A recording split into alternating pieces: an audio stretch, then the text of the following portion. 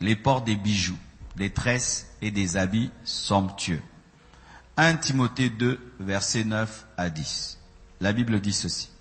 Je veux aussi que les femmes, vêtues d'une manière décente, avec pudeur et modestie, ne se parent ni de tresses, ni d'or, ni de perles, ni d'habits somptueux, mais qu'elles se parent des bonnes œuvres, comme il convient à des femmes qui font profession de servir Dieu. Toujours, il faut mettre tout dans le contexte. En ce temps-là, les prostituées étaient caractérisées par des tresses remplies de perles, des bijoux pour attirer les hommes, pour séduire les hommes, des habits somptueux, attirants, brillants, pour attirer les hommes, pour séduire les hommes. Et le souci de Paul a toujours été que la femme chrétienne ne ressemble pas à la femme païenne, que la femme chrétienne ne ressemble pas à la femme prostituée. Et ça, c'est d'actualité jusqu'aujourd'hui.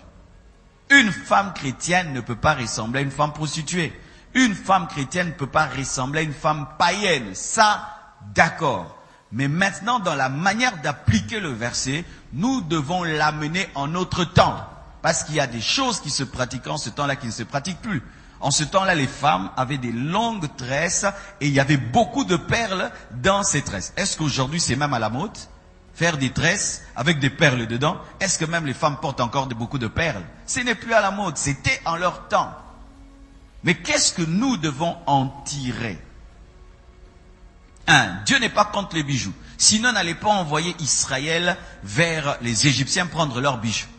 Parce que c'est avec des bijoux qu'on a construit l'arche. Vous savez ça? Moïse n'est pas venu avec des coffres forts de la montagne. C'était les bijoux de l'Égypte. Et de deux, Jésus lui-même viendra avec une ceinture en or. Vrai ou faux? Lorsque Joseph est devenu ministre en Égypte, on lui a donné quoi? Une bague. Dieu n'est pas contre les bijoux. Dieu n'est pas contre les perles. Dieu n'est pas contre les habits somptueux. Sinon même l'alliance, il ne faut pas porter. C'est un bijou, c'est en or. C'est en or. C'est pourquoi même il y a dans certaines doctrines, on ne porte même pas l'alliance les jours du mariage parce qu'ils disent qu'il ne faut pas porter de bijoux. Mais là, j'ai porté un bijou. C'est un bijou, même si c'est un bijou. Mais une montre qui coûte cher, c'est pas un bijou. Parce que la montre, il faut seulement il a que ça R, vrai ou faux? S'il faut dire montre, c'est l'heure, n'est-ce pas? Mais quand maintenant une montre coûte $1000, c'est pas un bijou. Mais oui, parce que si une montre ne doit être qu'une montre, il faudrait même avoir des montres de $10. L'essentiel que ça montre l'heure. Mais quand maintenant il y a de la valeur derrière, et tu dis que ça, j'ai investi de l'argent pour vendre demain. Tu achètes une montre Rolex, c'est un bijou, ce n'est plus une montre. Tous les hommes qui ont des Rolex ont des bijoux.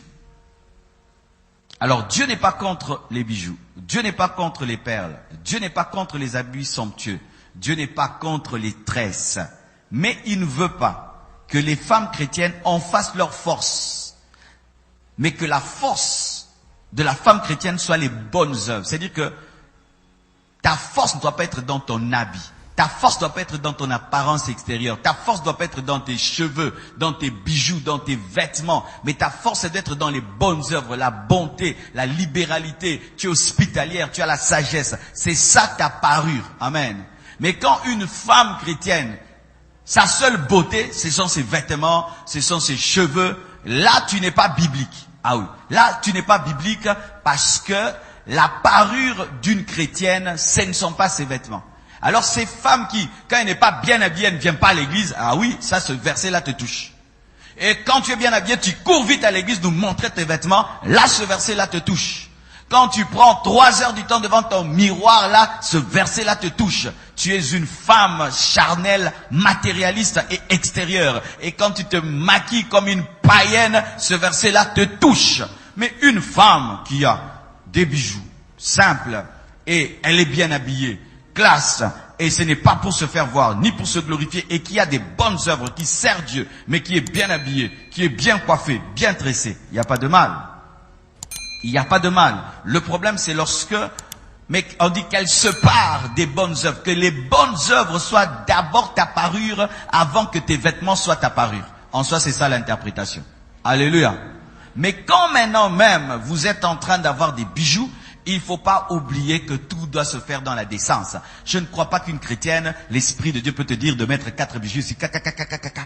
Non, non, non, non, non. Ça, ce n'est pas l'Esprit de Dieu. Ou tu portes ici 4 bracelets, 5 bracelets. Ici, 2, 3, 4. Non, non, ça c'est la chair. Ça, c'est aussi la chair. L'extravagance, c'est aussi la chair qui te pousse à cela. Comment tu peux porter tout ton coffre-fort le même jour? Ouais, c'est l'esprit de vantardise. Je ne pense pas que le Saint-Esprit peut dire à une femme, porte tout ton coffre-fort. Tu en portes 2 ici, 2 ici, 2. Et aussi, si Dieu t'a convaincu de ne pas porter les bijoux, n'en porte pas. Ma femme ne porte pas les bijoux. Elle ne porte qu'une montre et une bague. C'est tout. Elle a un bijou, sa bague, c'est tout. Le reste, elle ne porte pas. Tu peux lui offrir et tout, elle ne porte pas. C'est sa conviction. Et si tu trouves que tu es belle sans bijoux, tu es belle sans cela, tu n'en as pas besoin. Alléluia. Tu n'en as pas besoin. Et si tu n'es pas convaincu de trouer tes oreilles, ne les trouve pas, ça fait rien. Amen. Mais si tu les trouves, ça fait aussi rien. Alors, Dieu n'est pas contre les bijoux, mais Dieu est contre l'extravagance. Dieu n'est pas contre les perles, il est contre l'extravagance. Dieu n'est pas contre les habits somptueux. Si Dieu te bénit et tu peux maintenant t'acheter des beaux habits, il n'y a pas de problème. Je ne pense pas que la reine Esther s'habillait mal, hein. Alléluia. Je ne pense pas que si aujourd'hui tu deviens la femme du président, tu vas mal t'habiller au nom de la chrétienté. Je ne pense pas que si tu deviens reine d'Angleterre et tu es chrétienne, tu vas mal t'habiller au nom de la chrétienté. Mais le mal, c'est d'être dans le luxe. Tu es dans des habits luxueux. Toi, ta vie, c'est l'habit, le vêtement. C'est ça, toi. Ta force, c'est ton vêtement. Des choses qui peuvent se brûler, que les rats peuvent dévorer. Amen, hein. Ou si tu n'es pas en griffe, tu es mal à l'aise. Il y a déjà comme ça. Si c'est pas griffé, ce n'est pas un vêtement. Il faut que ce soit griffé. Moi, j'ai créé ma propre griffe, MT. Ouais, je suis en griffe Marcelo Tounas. Moi-même, je me porte. Comme ça, Versace, je me laisse tranquille. Alléluia. Voici encore. Parlons maintenant de l'avis de Jacques sur le vêtement. Jacques 2, versets 2 à 4, la Bible dit, supposez en effet qu'il entre dans votre assemblée, quelqu'un donc entre dans l'assemblée, un homme avec un anneau d'or et un habit magnifique, donc somptueux, et qu'il y entre aussi un pauvre misérablement vêtu. Si tournant vos regards vers celui qui porte l'habit magnifique, vous lui dites, toi, assieds-toi ici, à cette place d'honneur, et si vous dites au pauvre, toi, tiens-toi là debout, ou bien assis-toi au-dessous de mon marchepied, ne faites-vous pas vous-même une distinction et ne jugez-vous pas sous l'inspiration des pensées mauvaises? Jacques, il n'interdit pas de bien s'habiller, parce qu'on n'a pas interdit à cet homme d'entrer dans l'église avec un habit somptueux et un anneau au doigt, mais il interdit de mépriser le pauvre en faveur du riche et de juger les hommes sur base de leur apparence. Mais Jacques conçoit que quelqu'un peut venir à l'église avec un habit somptueux, avec un anneau, selon son rang, parce que nous nous habillons aussi selon notre rang. Amen, hein?